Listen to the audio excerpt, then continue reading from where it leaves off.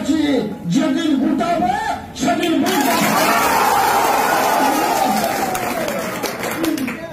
আমি সকলকে সংঘবদ্ধভাবে একত্রিত হবে জবাবটা করার জন্য বলবো।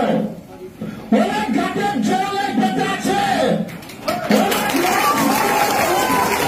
আমি উঠে এসেছি, আমার চারা পাওয়া কিছুই নাই। এই খুবসারা অঞ্চলে আমি নেতা সাজতে আসিনি, আমি কর্মীর মতো আমাদের সঙ্গে মিশতে এসেছি। আমি কর্মীর মতো আমাকে রাস্তা দেখাবো, দিশা দেখাবো, পথ দেখাবো, আমাদের পরামর্শ দেবো।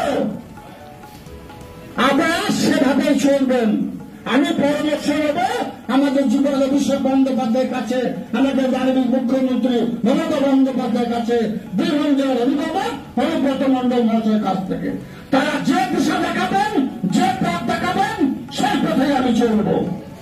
কিন্তু গ্রুপবাজি দয়া করে করবেন না, গ্রুপবাজি করার কোনো প্রয়োজন নেই, তাদের জন্য ঠাঁই হবে না। আমি সব খেলায় খেলতে জানি, আমি দাবা খেলাও খেলতে জানি, হাডুডুও খেলতে জানি। খেলা হবে গান শুনলে, লাভ হবে না বন্ধু। আমি বুঝতে পেরেছিলাম তোমরা প্রাচীনে যেতে বসে আছো, তার আগেই দাবার চাল চেয়েছিলাম। আমি পঞ্চায়েতে 5% খেতে আসিনি, আমি নদীর বাড়িতে 5% আসিনি। লোকের জায়গা জোর করে দখল করতে আসিনি, আমি যে মানুষের জায়গা জোর করে দখল করেছে সেগুলোকে ফিরিয়ে দেওয়ার জন্য এসেছি। এটাই আমাকে শিখেছেন।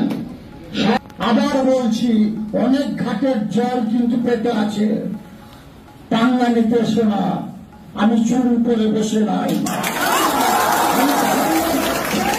তারা লড়াই সংগ্রামের মধ্যে দিয়ে এই জায়গাটা এসেছে। সুতরাং সকলকে বলবো সংঘবদ্ধভাবে চলো।